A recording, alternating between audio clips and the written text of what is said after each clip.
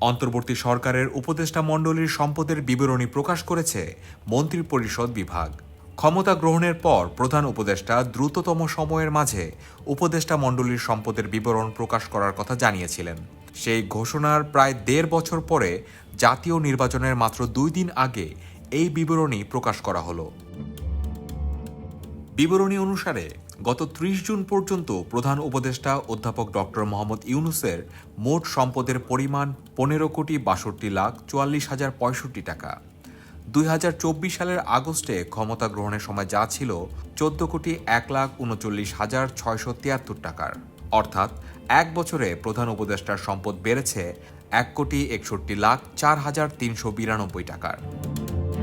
প্রজ্ঞাপনে অন্যান্য উপদেষ্টাদেরও সম্পদের বিবরণী প্রকাশ করা হয়েছে। তালিকা অনুসারে সবচেয়ে বেশি সম্পদের মালিক বাণিজ্য উপদেষ্টা শেখ বশির উদ্দিন। তার মোট সম্পদের পরিমাণ ৯১,১০,০০,০০০ থেকে বেড়ে ৯১,৬৫,১০,৮৯৫ টাকা হয়েছে। ২০২৪ সালের ১ অক্টোবর অন্তর্বর্তী সরকারের উপদেষ্টা ও সমমর্যাদা সম্পন্ন ব্যক্তিদের আয় ও সম্পদ বিবরণী প্রকাশের নীতিমালা ২০২৪ জারি করা হয়। ১০ জানুয়ারি প্রকাশ করা প্রজ্ঞাপনে ২৭ জনের এক বছরের সম্পদের বিবরণী প্রকাশ করা হয়।